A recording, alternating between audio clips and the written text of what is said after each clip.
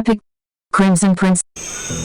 It seems like deja vu that they were just walking through the dark forest just weeks ago. Life was so much simpler then when it was all about war. The now exiled Princess Ariana and her troop of Rigel the giant and Rose of Orion found themselves residents of the battleground that changed their lives. They each suffered great loss and all they had left now was each other. The badlands beyond the walls of the capital city were treacherous, filled with whispers and death traps. A normal group of youngsters probably wouldn't last a night in the land of the lawless. These were no ordinary group of people. Each are trained and skilled in the art of war and death. Rose wore a necklace in honor of her fallen brother Ain and friend Lyle. It was increasingly difficult to hide her emotions and she often wept. Ain was her only sibling and they were very close since as long as she can remember. Rigel would often replay the events of that fateful day in his head, trying to figure out what he could have done differently to prevent such an atrocity. Ariana could already feel her body changing and preparing itself for motherhood. She honestly hated the feeling. She felt weaker, as if her body was now a living battery for powering the growing life inside. She talked to God often, mostly asking questions of why and how. She knew the answers would come. Her inner pain and rage was great indeed. She felt that her own arrogance led to the deaths of her closest friends. She would repay them somehow. The first few days beyond the wall was as expected, filled with hunting and gathering resources. One day, they came upon a flock of castle hawks, and slew them, and ate their flesh. They were just as skilled as hunters as they were as warriors, so food was easy to acquire. No one really spoke of an immediate plan or course. Protecting Princess Ariana was the only objective in these hostile lands. At night they made fires and rotated watch during sleeping hours. The princess of course got the most rest. These were treacherous lands and trust outside of their circle was extremely limited. Ariana did have a good standing with the light fairies of the Crimson City of the North. These were mystical beings that were considered the angels of the Earth realm, confined to Earth but having knowledge of the great beyond. These beings looked human and could fly under their own power and had a vast array of powers and abilities, all in the name of the good order. One night the fairies of light descended upon the camp, warning of an ambush. The word had gotten out that Lucifer himself was seeking an audience with Princess Ariana to extract some information from her. Apparently this was the first time that the former Anon directed his attention on a singular human being. Ariana wondered if the Anon thought he could somehow turn her against her father. She chuckled at that thought. That night there was a low growl in the night air and the winds were becoming restless. The fairies descended and formed a mystical net that surrounded the camp, lifting them into the air, carrying them away above the forest tree tops. At first the troop welcomed the incoming enemy, still enraged from the loss of their loved ones. The fairies however insisted that they escort them to a safe place. In the distance they can hear the demon howls and see the trees swinging to and fro, violently moving toward their previous location. That could only have been the coming onslaught that was narrowly avoided. Eventually, Ariana was thankful and blessed God for deliverance from the hands of her enemies. They traveled in the sky for hours, far away from the safety of the palace walls she knew so well. She thought about her father, her mother, Ain and Lyle and the others, and she wept again. She felt so confused and hurt. It was as if her life was turned completely upside down in an instant. She trusted in the plans of God nonetheless as she drifted in a mystical net across land and sea. The sun broke over the horizon and the light of day warmed their faces. They came upon a sea in the north. The sea appeared to be filled with blood, but the fairies insisted that it was not blood but red water. Thus it was known to many as the Old Red Sea. They came to the middle of the water and began to descend. As they got closer to the surface of the water, the sea opened up and parted to each side, revealing an entire city of fairies. The city of Crimson was a majestic sight to behold. The buildings were made of solid pearls and there was no need of roads, as most of the residents could fly. The ground itself was as the floor of the sea. As they touched the dry ground, the waters collapsed over top of them but was held away from the city by a mystical barrier. It looked as if the city had a red sky. Inside this place of refuge they would be safe from the dark ones. The fairy city was much like any normal city on land. There were schools and towers of trade. They were an old race of beings, much older than even the human race, totally obedient to the ways and standards of God. The fairies were the earthly watchers of humans before the first fall. They were already aware that the princess was with child and knew the time would come to help retain balance and order. Princess Ariana was given her own quarters with a nurse to oversee the duration of her pregnancy. These months have been uncomfortable to say the least for her. She was used to a strict training regimen when she's not out on the field. Being stuck in a bed with a full belly was not on her to-do list at age 16. News had spread that there had been a sudden increase on demon lizard attacks on villages all over the land. The search for the princess had tripled. The fairies knew the importance of the seed inside Ariana and were prepared to protect that seed to the last fairy. Rose and Rigel studied and trained in the ways of the fairy arts. Happiness and peace was finding its way back into their souls. The fairies were no strangers to the ravages of war and have interceded on man's behalf on many occasions throughout history. It had been a long hard road from inside the palace walls and countless battles to now being in a place of transition. They knew much more fighting needed to be done. Protecting someone who was cast out of the protection of the king and is also on the devil's hit list was nothing to be taken lightly. But Rose knew that God was with the princess, so she took assurance in that faith. Back in the Noonan capital, the king was in a place of torment. He was grieving over the exile of his only child and plagued with dreams of losing his kingdom. The dreams brought much confusion because he was surrendering his throne willingly to a child. There was something different about this child, something divine. Soon after he crowned the new king, there was a great explosion destroying everything as far as his eyes could see, and he would wake up. These dreams would plague him for weeks until one night they just stopped. The king sent scouts out to find Ariana, but to no avail. He was becoming increasingly agitated at the attacks upon the people of Nutbush. Almond prayed to God day and night for her safety. The time was drawing near for Ariana to give birth.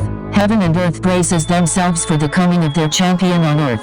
By her left side of the bed was her nurse Lindell. Lindell was a beautiful fairy with long hair and big brown eyes and a warming smile. Lindell had been assigned to Ariana from the day she arrived into the Crimson City. To her right stood Rose holding her hand. Her glasses were fogging up from the tears welling up in her eyes.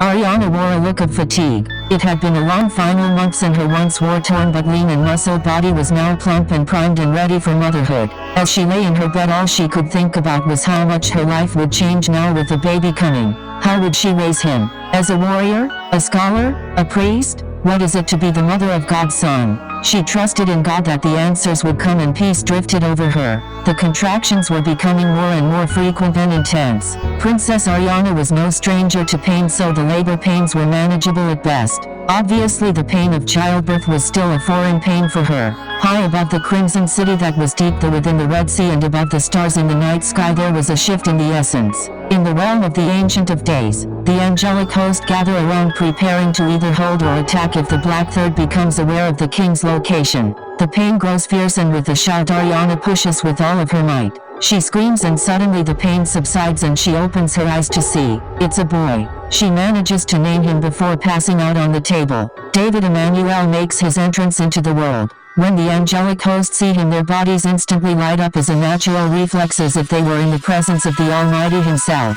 Booming down from the top of the holy mountain of God was a voice who all in heaven knows and bows their heads in submission. This is my beloved Son, sent to harvest this world. The angels still glowing bow to the voice and to the holy child far below. They appear as a giant star singing a song in the angelic language. All eyes on earth see the grand ball of light in the sky. Even the King Elnam sees it and realizes the folly of his ways. He should have believed his daughter when she tried to explain. He weeps bitterly and prays to God to have mercy on him and his kingdom. Back in the walls of the Crimson City, the light from the angelic host could be seen through the watery red sky above. The entire town erupted in celebration. Music and dance commenced as the arrival of a new order had begun in their midst. David didn't not cry as he exited the warmth of his mother's body. He calmly breathed in the air and blinked a lot to adjust his eyes to the light. They wrapped him up after cleaning him off, and Lindell carried him off to his nursery before returning to assist his sleeping mother. The Crimson City celebrated for 7 days and 7 nights without rest. Days turned into months, and soon Princess Ariana was back on her feet and back in fighting shape. She knew she had to begin Prince David's training as soon as his legs were strong enough to stand and walk. Surprisingly, he was walking in his 6th month. So she taught him how to run. Day and night they ran. He would get frustrated because his little legs just couldn't keep up with his mother. After a while, she would run back to him, picking him up and carrying him on her back as she ran. She didn't know nor care about the final outcome of the war. She was confident that her father's armies would prevail, or at least hold the demonic forces at bay. She just wanted to make sure that she was in fighting shape and that the young prince would be ready when the time came to shed blood. Rigel and Rose also trained, keeping their skills sharp. Rigel was a master at shaping and creating with diamonds, so he created a diamond crown of thorns for when Prince David is full grown. This will be menacing and terrifying to the enemies of Nutbush for sure. the first of its kind, a war crown that is both jewelry and weapon. Months have now turned into years and the progress of the young prince is astounding. At the age of 5 he possessed the strength of 3 grown men. Ariana remarked that had he been in her father's army that he would have reached the rank of officer in half the time it took her at age 10. Prince David would get harsh training from Princess Ariana, Rigel, and Rose. He would also receive training in fairy mystics by Lindell and Windle, her cousin. The prince was a bottomless sponge soaking up an immeasurable amount of information as well as physical punishment on his young body, but he never complained. Every day he improved by leaps and bounds. The prince was a quiet child. He was very well-mannered and orderly as a young man of royalty. His skin was dark like his mother's and his hair was a thick and curly mane atop his head. Ariana often pondered if she would let him grow his hair into locks like her father the king and many other great men of war. Despite his incredible strength for his age, he possessed the body of a typical 5-year-old boy with just a little more muscle definition but nothing that would explain the source of his strength. The greatest feature by far on Prince David was his eyes. Most of the dark people of Nutbush had brown eyes with black pupils, but David's eyes were the color of gold with white pupils. Truly, to look into his eyes was to look into the eyes of someone from beyond. One morning after training, Ariana goes into David's room and he is sitting on his bed with his eyes closed as if he was meditating or praying. She places a loving hand on his shoulder and he opens his eyes and smiles at her. She then asks, "Son, do you know who your father is?" David looks puzzled at first but then smiles and stands with his arms stretched out wide. "Of course I do. My father is everywhere," David says as he begins to dance with no music playing as if he alone can hear an angelic symphony in his ears. Ariana smiled and left him to his joyous expression and her heart was made glad. David and Ariana would pray together often. Ariana would talk mostly while David remained still and silent. She would often ponder how deep his connection was to God. He would always smile when she found herself in deep thought as if he knew the questions plaguing her mind. In the end she loved him as her son because if nothing else that's who he will always be. She would always tell him stories of old battles but would always be vague about certain details. Rigel and Rose would laugh and tell David how savage his mother really was in battle. David's golden eyes would go wide and he would shake his head in disbelief. These years were filled with training, laughter and prayer.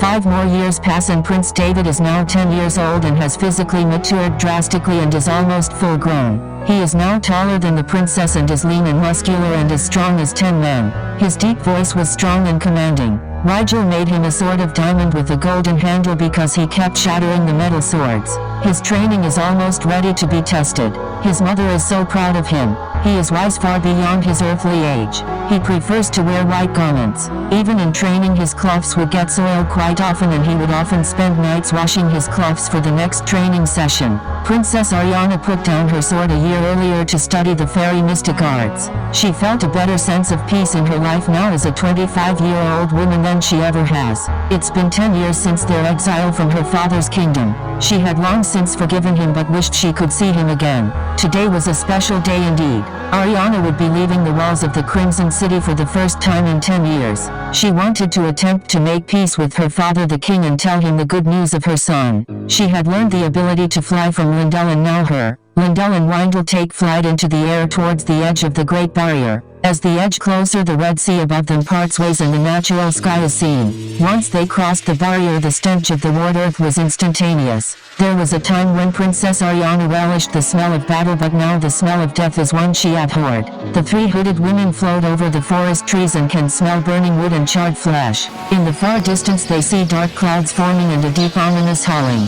They begin to hear whispers and dark voices. Ariana knew exactly what was happening. The sound of epic wings flapping first started as a low heartbeat, then escalated into thunderous booms. The armies of the devil was ascending upon them, and leading the way was the Baal-possessed Tyrann. His red shimmering hide shined on the sunlight and the stench of him was almost too much to bear. With him were 7 other smaller flying lizard-like creatures, each of them wearing charred black cloaks with the Luciferian seal in the color of human blood. Well, if it isn't the exiled Princess Ariana, and without a sword. Baal growled. Lindell and Windle floated in front of the princess and began to glow a mystic orange color as a natural sign of being threatened. "Oh, no worries, my ladies. There's someone else that wants to speak with you." As he spoke these things, they looked down and the ground had opened itself up and out came a ball of silver light. Low growl from the belly of the earth echoed in the afternoon air as the sparking light ascended up closer to them. The demons bowed and backed away from the light. The light floated up in front of the two fairies, and once it faded revealed a figure. Standing with his back to the princess floated the unknown archangel Lucifer, still wearing the remnants of his black cloak from the Great War many years ago. Upon his head was now a new crown he had created himself. His original God-given crown he had been cast away, and now this new crown is full of blasphemy against God. His wings were a dark shade of gray and were very large and powerful. From the looks of him he appeared to be as large if not bigger than the angel Gabriel Ariana had encountered in a dream many years ago. She began to wonder if he would turn around so she can get a look at the face of the ultimate enemy of God himself. She was surprised in herself that her former urges of fear and her lust for war had long since gone away. Lucifer could sense that no one was afraid of his presence in the physical world. This angered him as he regarded himself as the definitive menace of all of reality, full of violent vanity. This would be his first time appearing to fairy and human alike, and still with his back turned as a show of disrespect. You are not even worthy to gaze upon me. He smiled. His voice flowed like a river of honey upon a bed of pearls. So I hear you were seeking an audience with me, O son of the morning star? I guess it is you who are not worthy enough for me to care. Ariana snapped back, still having a witty mouth despite her pacified battle rage. Lucifer, not amused, barks back. Where is your bastard child, O whore of Nutbush? Lucifer said with a smirk. Oh, let me guess. From the stench of these fairies I can only assume the goblin city called Crimson. Let's make a deal.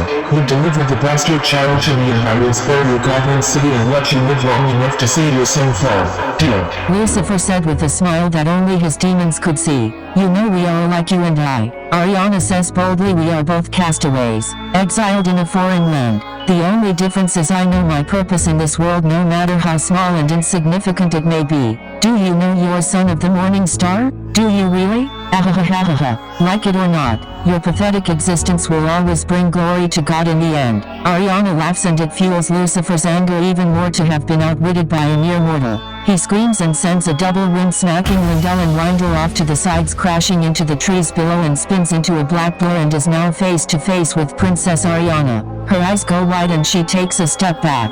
Her mouth drops, both in horror and in shock of his beauty. She could see a lot of things in his eyes, from pain to fear to an incredible burning rage. Inside his eyes she saw the beginning of all of reality and how it was God alone at first. Then she saw how Lucifer became the first son of God. It was as if she was looking into a mirror of her own soul. She also knew what it was like to never be good enough, and she saw that even in his former perfection, he was still flawed. There is none perfect, only God. Lucifer was a victim of his own perfect imperfections. She saw the Great War and how he was cast down out of his high place like a bolt of lightning. She began to pity him, but then understood that it was another one of his tricks. So lost was she in his eyes that she couldn't even react to his hand entering her chest and pulling out her heart.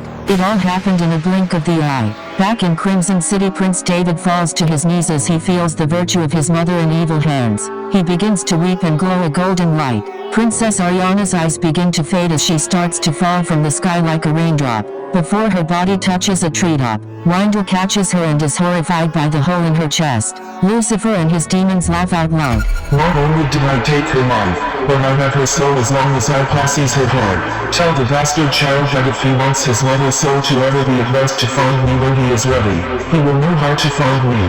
Until then she shall be in torment with no rest day or night. Lucifer shouted at the terrified fairies as he began to eat the heart of the princess. Lindell shrieks and launches herself toward the demonic host, but they vanish in a puff of smoke before she reaches them. She is glowing red in rage. She then flies down to Windle and screams at the side of Ariana and weeps. Ariana, still alive at this point but barely, manages to speak her last words. Get my son to my father, she uttered. With these final words, Princess Ariana III died but was not at rest, for her soul was now a prisoner of Lucifer. Lindell and Windle gather Princess Ariana's body and fly back towards the Red Sea. Every beast they passed along the way bowed their heads in reverence to the fallen princess. As they approach the city, the Red Sea opens up and they descend down past the barrier and a crowd gathers below. They finally touch down in Crimson City, and it was as if time stopped when someone noticed the fallen princess. Fairies from near and far came with their bodies glowing a royal blue to represent extreme sorrow.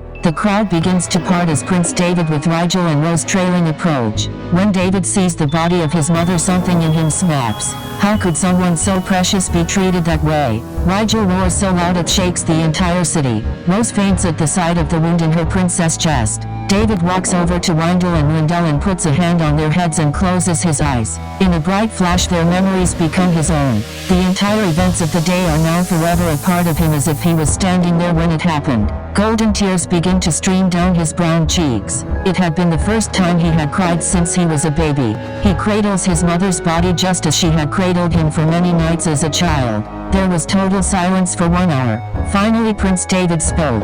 Put her in her bed until my return, he said in a low stern voice. Lindell gathered the princess and flew off towards her quarters. Everyone stared at Prince David unsure of what he was going to do and how stable he actually was. Some were even afraid. Prince David stood up straight with his head bowed. His fists clenched tight and his eyes were still closed with golden tears still streaming. The wind began to pick up and there was a swirl of compressed wind circling around him. The air and water about the city began to grow restless and the Red Sea began to boil. Suddenly it was as if that wind had been ignited into a blaze of light. Lightning began to crackle around his body and many began to run away in fear. The earth beneath his feet began to shake and crack. He began to slowly ascend into the air. Everyone began to shield their eyes from the heavenly light and strong winds. The collective angelic host all spread their wings and all went still for 1 second. Bolts of lightning struck the waters of the boiling sea whose inhabitants stood shocked and safe under their divine barrier. He then shot up into the air with a shout like unto a trumpet. The Red Sea above them didn't have time to open fully but it didn't matter. In a flash his was standing on the surface Red Sea. Prince David now stood on the sea of the ravaged earth. His rage-filled eyes roamed until he could see the capital of Nutbush. From 10,000 miles away, his body was like a walking flame of light as if his rage was manifested outward. He took 3 steps on the water and then leaped into the air. With the speed of an angel he zapped forward leaving a trail of light in his wake. Rigel and Rose were in utter and complete awe at what they just witnessed. Never in the years of training and battles had they ever seen anything so epic. Rigel was charged to protect the princess ever since she was born. He felt guilty for what happened to her but swore on her blood that she will be avenged. Judging by the direction of the light trail high above them there is only one place Prince David could be going. To the capital city of Nutbush where King Alnan resides. Truly he must be the son of God, Rigel says as he pulls Rose closer to him.